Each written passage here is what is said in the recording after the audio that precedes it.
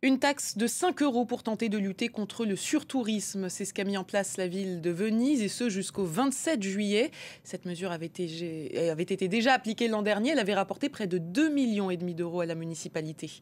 On en parle avec Linda Lenné, rédactrice en chef du magazine professionnel L'Éco-Touristique et auteure de Voyage au pays du surtourisme, une menace, des solutions. Bonjour. Est-ce que cette taxe à Bonjour. Venise, elle est réellement dissuasive?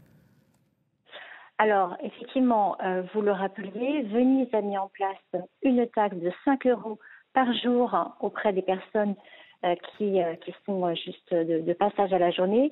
Et avant de vous répondre, j'aimerais juste remettre cette décision dans son contexte.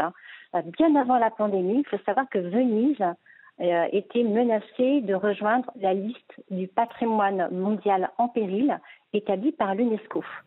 L'UNESCO estimait alors que Venise ne mettait pas de mesures suffisantes pour lutter contre deux menaces. D'abord, les méfaits du tourisme de masse et ensuite les conséquences de l'aqua alta, donc la montée des eaux qui risque d'engloutir la ville. Et donc, finalement, en 2023, l'UNESCO a fait une marche arrière et a décidé de ne pas mettre Venise sur la liste du patrimoine en péril, considérant que justement, la municipalité allait mettre en place une mesure considérée comme intéressante de gestion des flux, nous aussi à cette fameuse taxe de 5 euros par jour. Alors, est-elle efficace? Eh bien, d'après une étude menée par la mairie, l'affluence touristique a légèrement diminué l'an passé suite à cette mesure. Et c'est vrai qu'une taxe finalement qui a le coût d'une bonne glace, franchement dissuasive. D'ailleurs, les chiffres de fréquentation de l'aéroport montrent que l'an dernier, l'affluence a augmenté de 2,3% par rapport à 2023, soit un niveau comparable à celui de 2019. On voit très clairement que Venise a finalement deux visages. Le visage d'une ville qui met en place une taxe supposée lutter contre le surtourisme et aussi le visage d'une ville qui veut développer le tourisme. D'ailleurs, l'aéroport a prévu un très grand plan d'agrandissement à telle enseigne que 2037, il pourra accueillir moins de 21 millions de personnes contre 12 millions aujourd'hui et contre 7 millions en l'an 2000.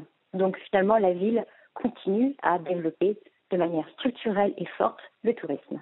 Linda Lenné, d'autres sites très touristiques ont imposé des taxes pour essayer de limiter le tourisme. C'est le cas par exemple au Japon avec le mont Fuji. Est-ce qu'il y a des cas où cette taxe, elle fonctionne, elle a un réel effet dissuasif? Alors, le mont Fuji est justement un bon exemple. La destination au Japon a décidé de mettre en place la réservation obligatoire, une jauge de 4000 personnes, et puis également un tarif de 12 dollars, de 12 euros, l'un des deux. Donc, on voit finalement que cette triple mesure a permis de réduire la fréquentation touristique de 14%. Donc oui, une mesure de cette nature peut avoir un effet et c'est vrai que c'est difficile de mesurer l'impact avant sa mise en place. L'essentiel, c'est que les destinations testent, qu'elles apprennent et ensuite qu'éventuellement elles améliorent leur copie pour qu'on parvienne à un tourisme apaisé partout où le tourisme se développe et a aussi bien sûr des impacts positifs. N'oublions pas que le tourisme permet d'avoir à la fois des recettes touristiques, de créer des emplois et puis de développer aussi une culture de l'autre. Est-ce que la pandémie a eu un impact sur le tourisme ou est-ce qu'on est revenu à la même situation qu'avant le Covid?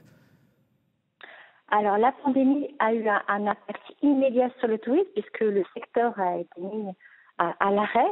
La pandémie a eu aussi un impact sur certaines destinations, je pense notamment à la France, puisque au sortir de la crise sanitaire, il y a eu une envie de France très très forte, alors même que les frontières étaient fermées. Et certains sites ont justement vécu des situations de surfréquentation touristique. Et par conséquent, on met en place dans la foulée des mesures plutôt efficaces. Alors, je vais citer quelques exemples. On a bien sûr la calanque de Tigiton, près de Marseille, qui a décidé de limiter les fréquentations à 400 personnes par jour, alors que parfois, justement, après la pandémie, il pouvait y avoir jusqu'à 6 fois plus de personnes, ce qui peut conduire à l'érosion des sols. Autre exemple, il y a bien sûr l'île de Bréa, qui, elle, a limité la jauge à 4700 personnes par jour. Et puis, à Porquerolles, eh bien là, on est sur une jauge de 6000 personnes par jour. Donc, finalement, la surfréquentation pu subir ce site après la pandémie a permis justement d'envisager des mesures pour préserver les sites. Merci beaucoup Linda Lenné. Je rappelle le nom de votre livre, Voyage au pays du surtourisme, une menace, des solutions, aux éditions de l'Aube. Merci à vous. Merci.